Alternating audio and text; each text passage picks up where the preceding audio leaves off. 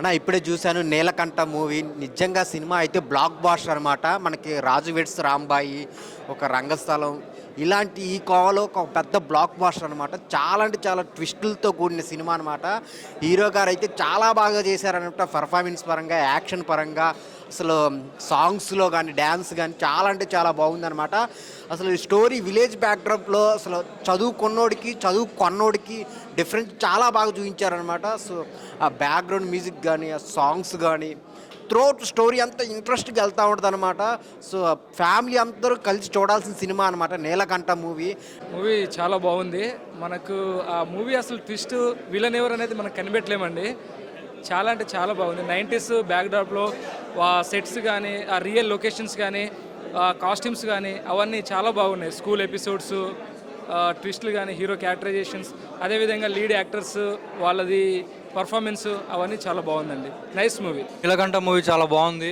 మంచి ఎక్స్పీరియన్స్, ఫ్యామిలీతో వెళ్ళి చూడొచ్చు ఈ వీకెండ్కి. అండ్ రూరల్ డ్రామా చాలా బాగా రాసుకున్నారు. అండ్ స్పోర్ట్స్ డ్రామా చాలా బాగుంది. And last half an hour ట్విస్ట్లు రివీల్ అయ్యే విధానం కూడా చాలా బాగుంది. Overall it's a good film. And విలేజ్లో విజువల్స్ కూడా చాలా బాగున్నాయి. ఇప్పుడే నీలకంఠ సినిమా వచ్చిన చాలా రోజుల తర్వాత సినిమా అంటే ఇది. ఎందుకంటే భయ మనం బలగం చూసినాం, రాజు వెడ్స్ రాంబాయి చూసినాం. ఆ సినిమా తర్వాత నీలకంఠ సినిమా నెంబర్ 1 నాకు నచ్చింది భయ. మన పల్లెటూరులో, మన విలేజ్లో ఎలా జరుగుతాయి భయ అంటే తప్పుని అంటే పెద్దోడు చెప్తే వాడు పెద్దోడి మాట రియల్ రాని మనం ఎంత నిజాయితీగా తెలియదు. చదువుకున్నోనికి లంగడానికి తేడా ఇది.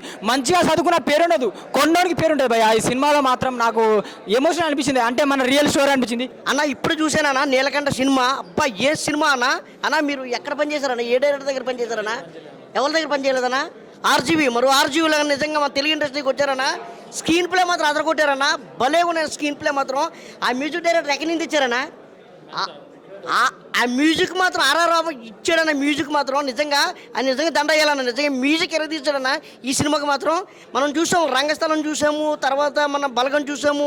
మళ్ళీ 2026లో మనకి ఏదైనా మంచి మూవీ, ఏదైనా గుడ్ మూవీ ఉందంటే నీలకంఠ మాత్రం చరిత్రలో పేరు నిలబడిపోతుందన్న.